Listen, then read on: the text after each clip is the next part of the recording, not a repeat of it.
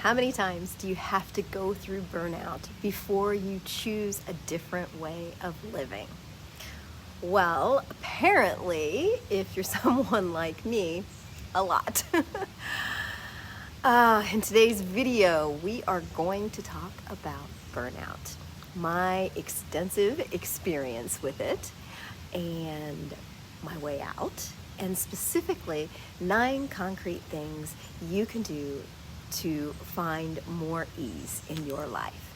So not just how you get yourself out of burnout or overwhelm, but how you do so in a way that you don't get yourself back in it 6 months from now. For years, I would work myself into the ground, and I would get so burned out that I would tell myself, I am never going to do this anymore. And then I get to feeling better, and I'd forget about it, and I would start the cycle all over again. Anyone else do this? Let me know in the comments if I'm not alone here. Anyway, for me, it literally took a huge tree falling on my house to wake me up. And it wasn't one of those trees that fall over in the middle of a storm.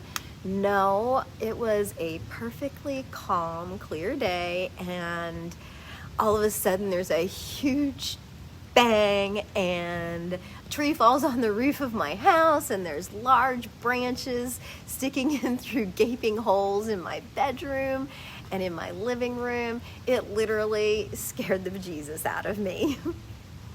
And I thought, wow, that could have been it for me. And it made me start thinking a little bit more about my life. I had a couple more wake-up calls that same year. And by the third one, I was thinking, somebody's really trying to get my attention here. So I made some really big changes in my life. And when I look back on it, and on the years prior to that happening, I honestly don't know why I worked myself into the ground time after time after time. Was I scared that I was going to lose my job? And, I don't think it was that, though, because did I really think that if I lost that job that I couldn't get another job? I don't think so. So, was it that, the really strong work ethic that my parents brought me up with? Maybe a little of that, but even they thought I was stupid for working as much as I did. Did I wear my hard working, I've got too much to do, as a badge of honor on myself? Probably a bit, but who was I thinking? I mean, who really thinks that that's smart, right? I just think at the time, I just didn't see a way out. Years later, looking back, I realized there were a multitude of things that I could have done differently. And, it all begins with a choice. A choice that you're not going to burn out your body and suffer the long-term effects of the damage that you're doing to your heart and to your mind. You have to choose that you deserve more out of life. And you have to choose to be really intentional with how you live. And you have to choose to pay attention to how you are doing things. Now, I thought I was doing all of that when I left corporate America to create the J&B Living Journals. And in a lot of ways, I made a lot of massive improvements to how I was living and to how I was taking care of myself. Yet, over time, I did begin to realize that I was working just as hard, if not harder, than when I was employed. And while I was taking care of my body, my relationships were beginning to suffer. I mean, fortunately, I was really blessed, or I am really blessed, with an amazing family and friends, and my husband has been so supportive, no matter what happens. About 8 months ago, I started making some really big changes into how I was operating the business and how I was approaching balancing that work and the rest of my life. At the time I did that, I didn't think I was burned out. I just wanted to make things simpler and easier. And I didn't think I was burned out either because I absolutely love my work and I was taking care of my health. But here's the thing. You can love what you're doing and you can still get burned out. And I found that you can exercise, you can do breath work, and you can meditate daily, and you can still get burned out. I was definitely overloading one aspect of my life. So if you find yourself in this place, what do you do to fix it? The suggestions that I'm going to give you here should help you not only get beyond the overwhelm that you're feeling, but they should also help you find more ease in your life on the long term. So the first thing is get radical about eliminating things. Unless it's absolutely necessary or it brings you great joy, let it go. Now this won't happen overnight, but the more you eliminate, the less you have to take care of, and the more time it frees up for you if you're not taking care of it. Number 2, take the perspective that everything can be simplified. And this is important here.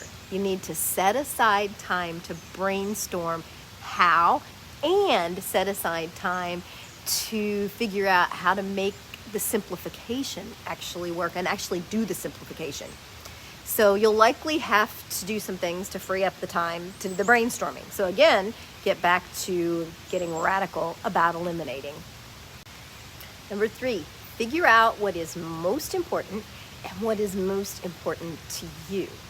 If you don't know what your core values are, this would be a really great time to figure those out. And if you need help with doing this, there is a link in the description to this video that can help guide you through the process of finding your core values. Number 4, look at those core values every day and be brutally honest with yourself if you are living by them and if you are giving them the time and the attention that you truly want to give them.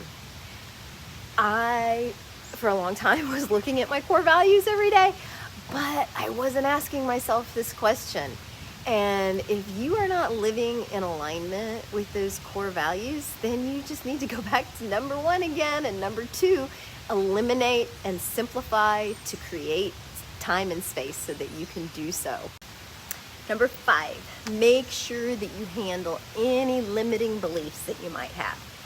I mean, we feed ourselves a whole lot of BS about what we think is possible. And the reality is that if somebody else can do it, you likely can do it too. You just need to figure out how to do things differently, and you need to believe in yourself. So again, if you need help with figuring out what your limiting beliefs are and how to get rid of them, go to the description again and you can find some additional support there as well. Number 6, in your process of doing your radical elimination and getting simplified, get super organized at the same time. Since most of us spend a lot of time in the digital space, it's really important that that space is super organized as well. I know for me, I spent so much time in the past figuring out where I had put something and doing the same thing again and again because I didn't do a really good job of documenting what I had done and then continuing to refine my plan along the way. So if you need help doing this, I did find that Tiago Forte's book, Building a Second Brain, was really helpful to me. Now, I didn't end up using the same system or his exact system, but it really helped me lay the framework for my own system. So it could probably help you too. Number 7, if you hear yourself saying something like, this has to be done by a certain time or a certain point in time, really question yourself hard if that's absolutely true. Because most of the time, It's not. Number 8, spend every single day reflecting. Ask yourself questions. Ask yourself, what's not going as well as I want in my life, and what can I do to make it easier? What would a perfect day look like? What's a perfect life look like to me? What would I be doing differently if I was living a calm and peaceful life? Notice what you're thinking and what you're feeling, and then ask yourself questions about that. If you're not feeling motivated, ask yourself why. If you're feeling anxious, ask yourself why you're feeling anxious and what you can do to eliminate that. And put all of this on paper, because you're going to find that you're going to get way better insights if you put it on paper than if you just try to go around thinking about it. So lastly, give yourself one or more really good affirmations to work with. And repeat these to yourself frequently. Write them in your journal down daily. Something like, I choose to live an easy, happy life. Or, I am thriving. Or, I love my life. And then carefully listen to any backtalk from your brain as to why these things aren't true.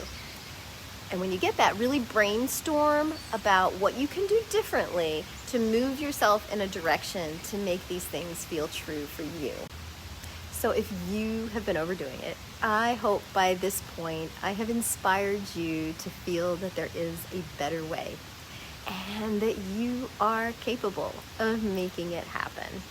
And now I'm going to ask you a really big favor from me. If you've liked this video, please give it a thumbs up, because it really does help me to be able to share this with more folks. And also, please share it as well. Please share with your friends, your family, anyone that you think might find this video or any of my other videos helpful too. And I hope you have subscribed. If you haven't, you could do that as well. If you would like to listen to more suggestions on how to bring more ease to your life. And if so, I will see you next week. Bye-bye.